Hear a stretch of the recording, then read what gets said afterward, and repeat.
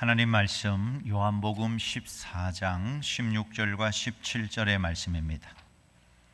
요한복음 14장 16절과 17절의 말씀 다 같이 한 목소리로 합독하도록 하겠습니다. 너희가 나를 택한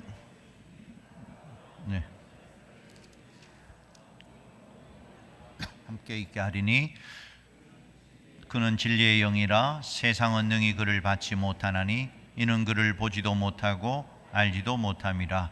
그러나 너희는 그를 아나니 그는 너희와 함께 거하심이요 또 너희 속에 계시겠음이라. 아멘. 자, 우리가 이제 성령에 대해서 살펴보고 있는데 오늘은 성령 두 번째 시간으로 성령에 대한 예수님의 가르침에 대해서 말씀을 나눠보려고 합니다.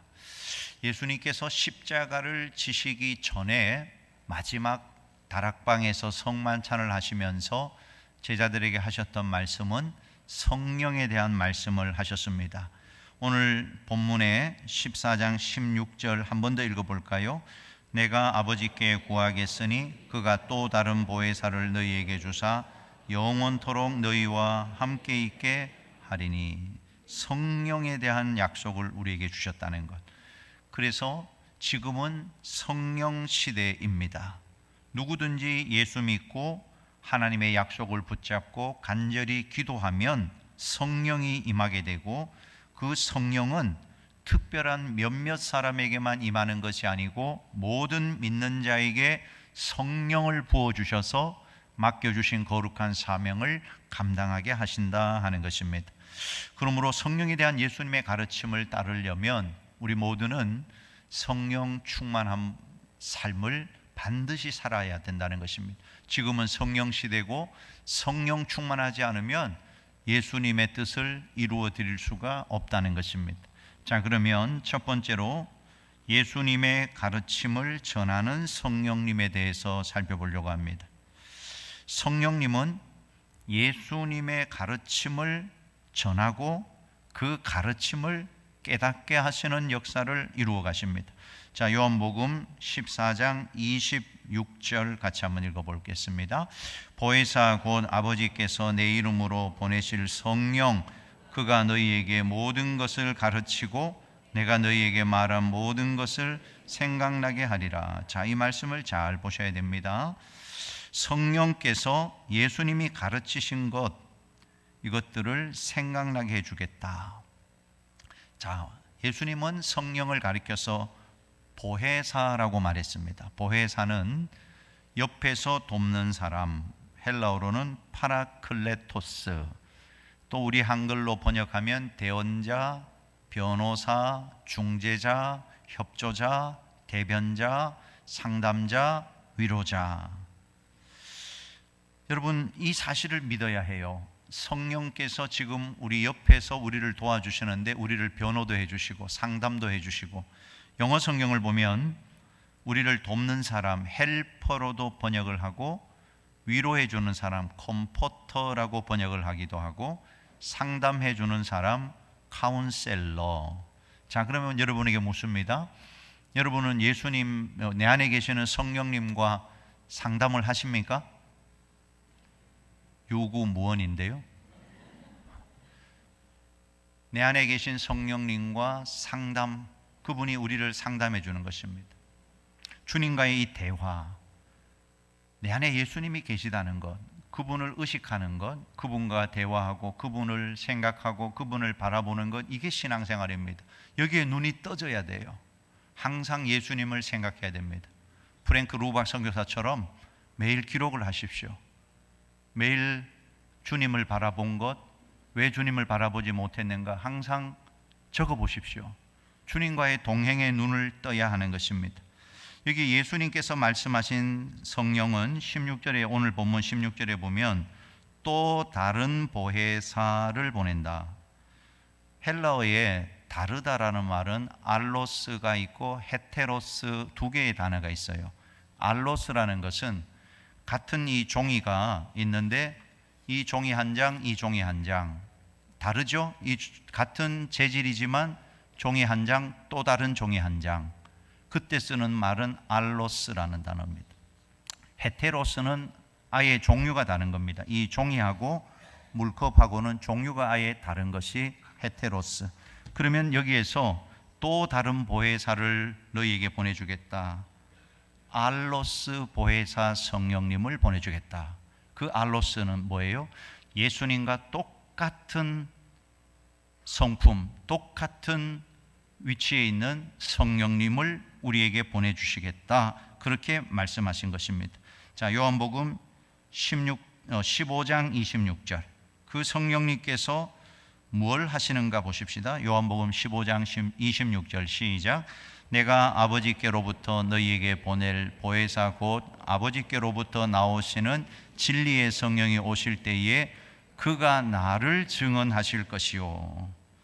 자, 성령님이 오셔서 하시는 일이 뭐냐? 예수님을 증언하신다. 그래서 성령 충만 받으면 예수님을 잘 전하게 됩니다. 성령님은 예수님을 드러내시는 분이에요. 예수님을 증언하시는 것이에요.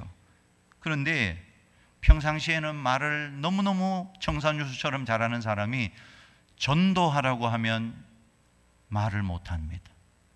그런 사람 있어요, 없어요? 또 유구먼입니다.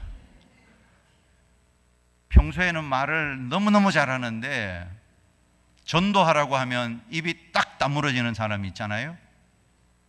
전부 다 자기니까 지금 말을 못하고 있는 것 같은데. 자, 여러분, 우리가 이 부분에 대해서 영적으로 눈을 떠야 됩니다. 왜 그러냐? 그 사람이 말을 못해서가 아니고 성령 충만하지 않아서 그런 것입니다. 성령을 받지 못하니까 예수를 전할 수가 없는 거예요. 여러분, 전도는 기술로 하는 게 아니고 성령 받고 하는 것이 전도인 것입니다. 성령 받은 사람은 예수가 그리스도라고, 예수 믿어야 천국 간다고 전할 수가 있는 거예요. 우리 이제 목요 전도대로 바뀌겠지만 우리 은퇴하신 분들도 전도대에 다 나오시기 바랍니다. 못 나오는 이유가 뭐예요? 성령 충만하지 못하니까 그런 거예요. 성령 충만해서 전도해야 하나님의 상급이 있는 것입니다. 전도하기 위해서 성령을 달라고 기도해야 돼요. 성령 충만한 사람이 전도하는 거예요. 다른 이유가 없어요. 성령 충만하면 예수를 증언하게 되어 있다 하는 것입니다. 성령 충만 받으면 때를 얻든지 못 얻든지 예수를 증언하게 되어 있어요. 성령이 하시는 일은 예수를 증언하는 것입니다. 전도는 그래서 전적으로 성령님의 사역입니다. 그래서 여러분, 전도하러 나오셔야 하는 이유가 뭐냐면 전도할 때 성령이 역사하시는 겁니다. 전도는 성령이 가장 기뻐하시는 거예요. 예수를 증언할 때 성령이 강하게 역사하신다는 것입니다. 때로는 전도의 현장에서 성령의 역사가 드러나고 나타나는 것입니다. 이런 성령의 역사가 우리 목요 전도대 가운데 우리 모든 성도들 가운데 나타나기를 주님의 이름으로 축원합니다. 17절 한 번 더 읽어보겠습니다. 17절입니다. 그는 진리의 영이라 세상은 능히 그를 받지 못하나니 이는 그를 보지도 못하고 알지도 못함이라. 그러나 너희는 그를 아나니 그는 너희와 함께 거하시며 또 너희 속에 계시겠습니다. 성령 받은 사람은 전도하지 않고는 견딜 수가 없습니다. 매일 예수님을 증거해서 하나님의 영광을 나타내게 되는 것입니다. 오늘 우리 모든 성도들 성령 충만하여 전도하고 또 전도하면 성령 충만하게 되고 이런 선순환이 이루어지는 성령의 사람들이 다 될 수 있기를 주님의 이름으로 축원합니다. 두 번째, 죄를 심판하시는 성령님이십니다. 요한복음 16장 7절과 8절입니다. 같이 한번 읽어보겠습니다. 그러나 내가 너희에게 실상을 말하노니 내가 떠나가는 것이 너희에게 유익이라.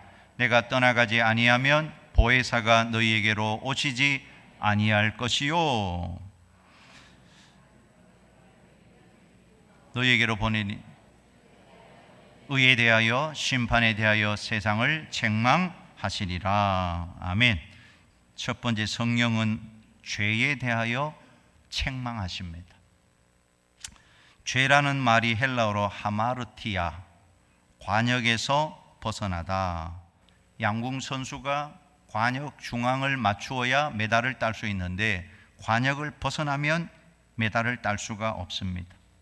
우리도 주님만 바라보고 주님만 의지하고 주님께 초점을 맞추고 믿음으로 나가야 돼요. 주님의 뜻대로 살아야 하는 것입니다. 성령님은 우리가 하나님의 뜻에서 벗어나는 것에 대하여 책망하신다는 것입니다. 너 지금 잘못하고 있어. 그러면 안 돼. 여러분, 기도하다가 말씀 묵상하다가 이런 성령의 음성을 듣게 되기를 간절히 소원합니다.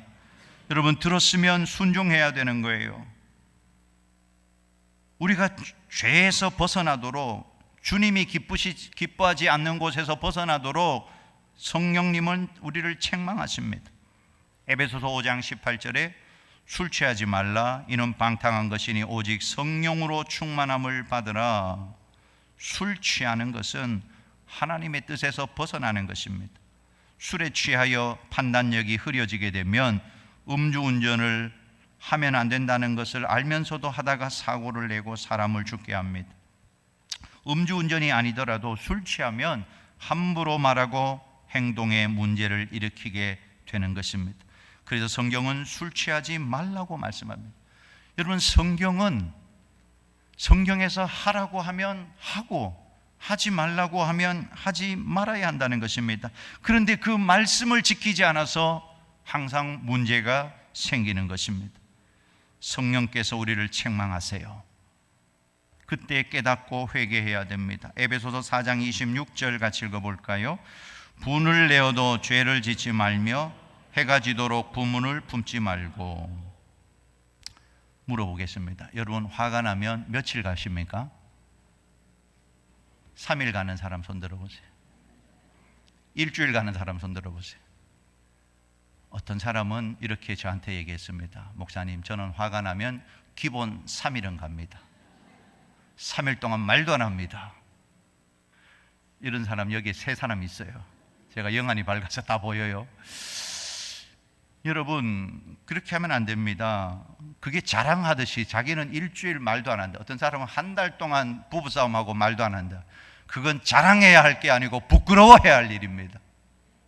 지금 여기에 부끄러워해야 될 사람들이 많이 앉아 있어요. 근데 이 성령께서 감동을 지금 주고 계시는데 밀어내면 안 되는 것입니다.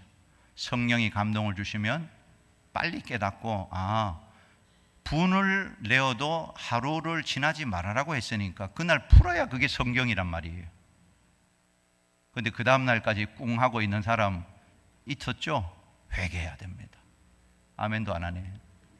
진짜로 회개해야 돼요. 이 하나부터 우리가 주님의 말씀에 순종을 해야 하는 것입니다. 두 번째, 자기를 의롭게 여기는 것을 책망하십니다. 자기를 의롭게 여기는 것을 책망하십니다. 자꾸 의를 드러내는 사람이 있어요. 자기 의를 드러내는 사람이 있습니다. 교회에서 가장 문제가 되는 사람이 누구냐? 자기의 의를 수시로 드러내는 사람이에요. 내가 이런 사람이다.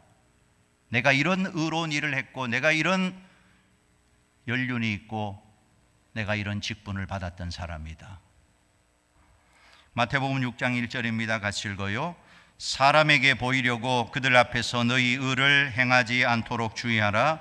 그리하지 아니하면 하늘에 계신 너희 아버지께 상을 받지 못하느니라. 사람에게 보이려고 의를 행하지 않도록 주의하라. 유대인들은 율법의 의를 내세웁니다. 나는 이런 율법도 지켰고 이런 율법도 지켰고, 나는 새벽기도도 했고, 나는 11조도 했고, 나는 교회 봉사도 했고, 나는 몇십 년 섬겼고. 물론 자랑할 만합니다. 그러나 그것을 드러내지 말라고 말씀합니다. 갈라디아서 2장 21절 같이 읽어봅니다. 내가 하나님의 은혜를 패하지 아니하노니 만일 의롭게 되는 것이 율법으로 말미암으면 그리스도께서 헛되이 죽으셨느니라. 율법을 지켜서 의롭게 되는 것은 그리스도의 죽음을 헛되게 만드는 것입니다. 우리가 의로워진 것이 내가 새벽기도 했기 때문에, 봉사했기 때문에, 직분 받았기 때문에 절대로 아닙니다. 예수가 나 위하여 십자가에 죽으셨기 때문에 내가 의롭게 된 것입니다. 자기를 기준으로 스스로 옳다고 여기고 다른 사람들을 판단하면서 너가 잘못했다, 그래서 분쟁이 일어나는 것입니다. 교회 안의 모든 다툼은 스스로 의롭게 여기는 사람들 때문에 나타나는 것입니다. 나는 의로운데 너는 틀렸다. 나는 교회도 오래 다녔고 기도도 많이 한다. 나는 이렇게 모든 면에서 자기의 의를 드러내는 사람, 자기 의가 기준이 되기 때문에 문제가 생겨나는 것입니다. 나 아니면 안 된다는 식입니다. 주님의 교회입니다. 나 아니어도 주님이 일하십니다. 절대로 자기의 의를 드러내면 안 돼요. 우리는 반드시 기억해야 됩니다. 의의 기준은 예수님이십니다. 그런데 의의 기준이 되시는 예수님은 떠나버리고 자기의 의를 드러내면 안 되는 것이에요. 요한 1서 2장 1절입니다. 같이 읽어볼까요? 나의 자녀들아, 내가 이것을 너희에게 쓰면 너희로 죄를 범하지 않게 하려 함이라. 만일 누가 죄를 범하여도 아버지 앞에서 우리에게 대언자가 있으니 곧 의로우신 예수 그리스도시라. 우리가 의로운 것이 아니라 예수님이 의로운 것입니다. 자기의 의로움을 가지고 남을 판단하지 말고 예수님의 의로움으로 이웃을 사랑하고 그들을 바른 길로 인도해야 하는 것입니다. 한마디로 나는 죽고 예수로 살아가야 합니다. 성령님이 임하시면 절대로 자기 자랑을 하지 않습니다. 예수님을 증언합니다. 자기를 자랑하는 사람은 성령이 임한 것이 아닙니다. 교회에서 내가 하는 사람은 다 성령의 역사에서 떠나버렸다는 사실을 기억해야 됩니다. 자기 의를 드러내는 거예요. 자기를 드러내는 것입니다. 성령 충만한 사람들은 오직 예수를 드러내고 진리를 드러낸다는 사실을 기억하십시오. 요한복음 15장 26절입니다. 같이 읽어요. 내가 아버지께로부터 너희에게 보낼 보혜사 곧 아버지께로부터 나오시는 진리의 성령이 오실 때에 그가 나를 증언하실 것이요. 예수를 드러내는 우리 모두가 되기를 주님의 이름으로 축원합니다. 자, 마지막 세 번째입니다. 진리의 영이신 성령님이십니다. 진리의 영이신 성령님. 성령님은 오셔서 진리의 예수님을 보여주세요. 요한복음 16장 13절 같이 읽어요. 그러나 진리의 성령이 오시면 그가 너희를 모든 진리 가운데로 인도하시리니 그가 스스로 말하지 않고 오직 들은 것을 말하며 장래일을 너희에게 알리시리라. 성령님은 진리의 영입니다. 마귀는 거짓의 영입니다. 우리는 거짓을 따라가면 안 돼요. 거짓은 무조건 마귀의 역사입니다.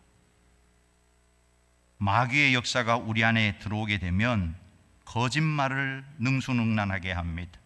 속이고 도둑질하고 죽이고 멸망시킵니다.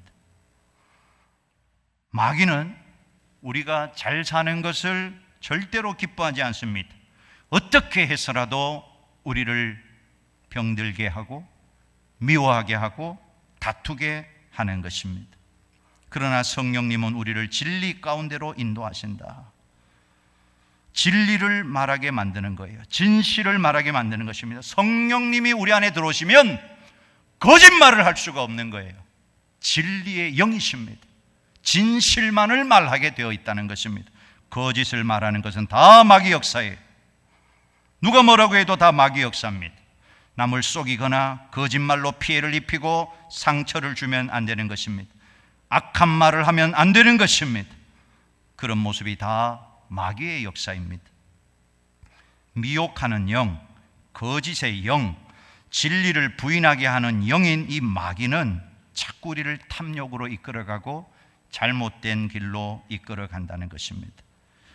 기도 많이 하면서 성경을 보지 않는 사람들은 미혹의 영에 이끌려 잘못된 길을 갈 수가 있어요.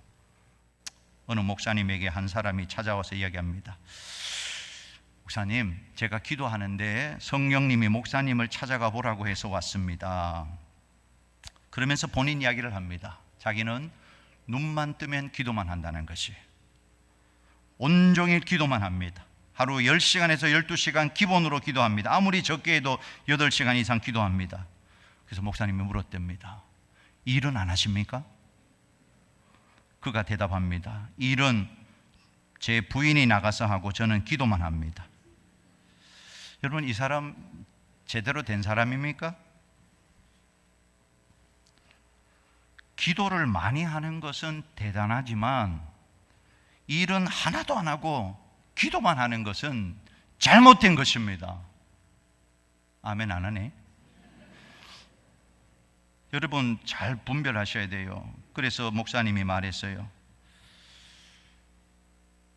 그가 목사님에게 또 이렇게 말했습니다. 성령님이 제가 목사님께 가서 목사님께 말을 전하라고 하셨습니다.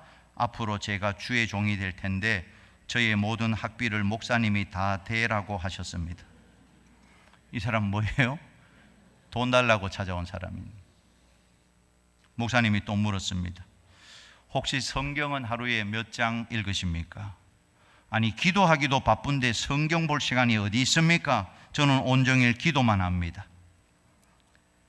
기도를 많이 하는 건 좋은데 1시간 기도하면 1시간 성경 읽고 2시간 기도하면 2시간 성경 읽고 3시간 기도하면 3시간 성경 읽고 하루에 10시간은 기도한다고 했으니 5시간은 성경 읽고 5시간 기도하십시오. 기도하는 시간의 절반은 성경을 읽으십시오. 그리고 그렇게 일주일간 성경을 읽고 기도한 다음에 그때도 성령께서 나에게 가라고 하시면 다시 오십시오. 이 사람 왔을까요? 안 왔을까요?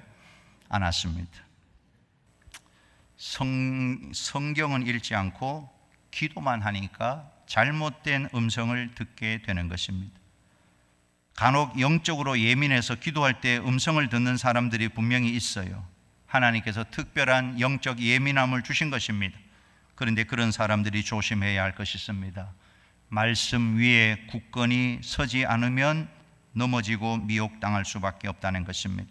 마귀에게 이용당하는 것이, 많은 사람들이 영적으로 예민한데 말씀 위에 서지 않아서 이단에 빠졌다는 사실입니다. 미혹의 영에 빠지는 것입니다. 시작은 좋았는데, 성령의 역사로 시작했는데 나중은 귀신의 역사로 바꾸어지고 말았다는 것입니다.